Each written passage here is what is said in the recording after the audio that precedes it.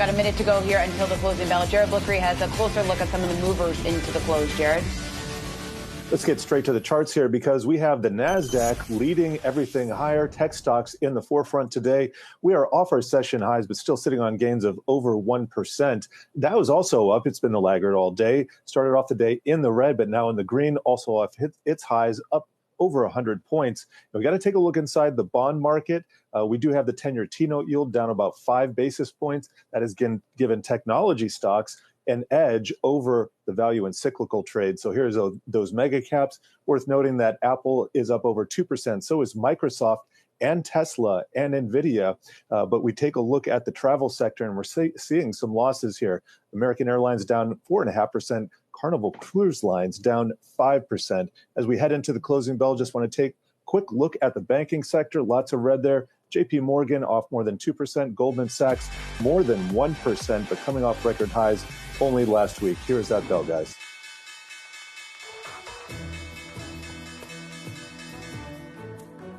All right, we got a closing bell. Here's where it looks like we're going to settle on the Dow. We're going to be up about 105 points, possibly a little bit more.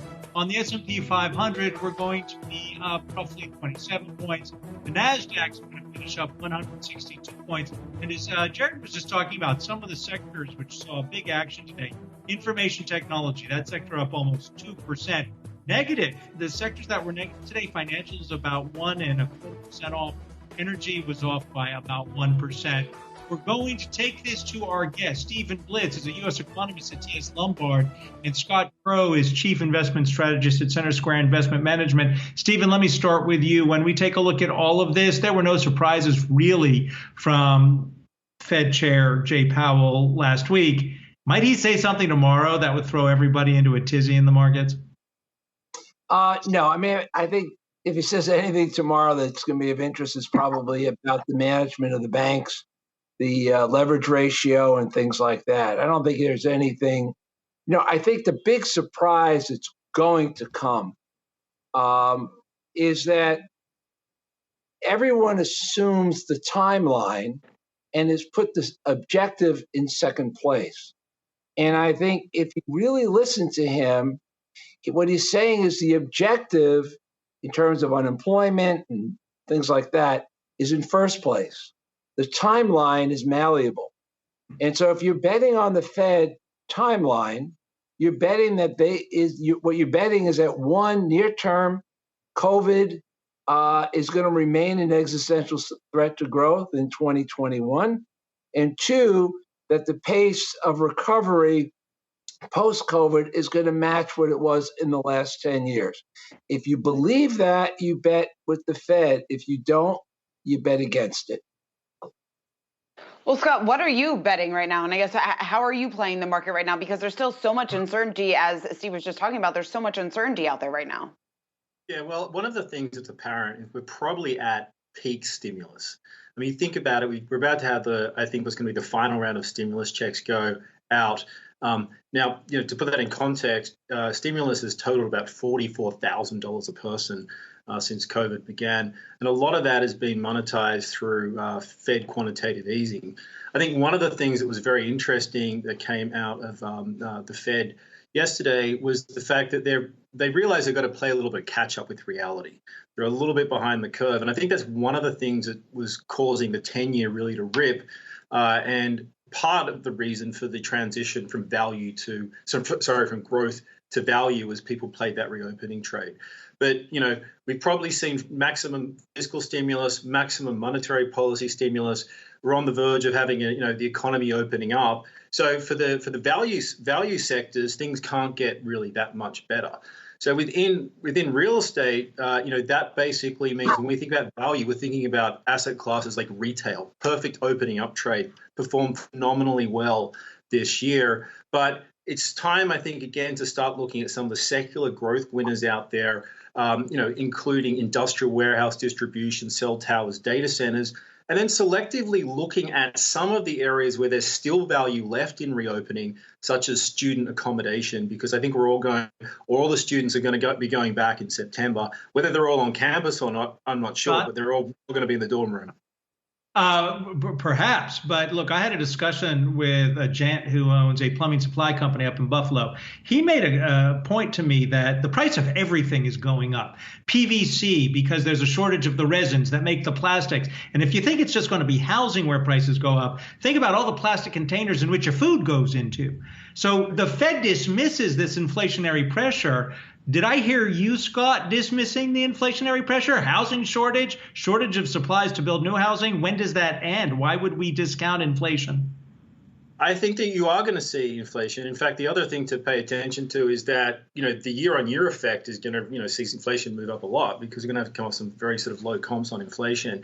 But I think the market was worried that the Fed wasn't in tune with the pace of the recovery and inflation. And hence, that's why when they upgraded their forecast yesterday, some of the, a couple of the members actually forecasted or increased their forecast for interest rates by 2023. So I think the fact that the Fed is getting more real with things that you just described is why we've seen the action in the markets over the last 48 hours.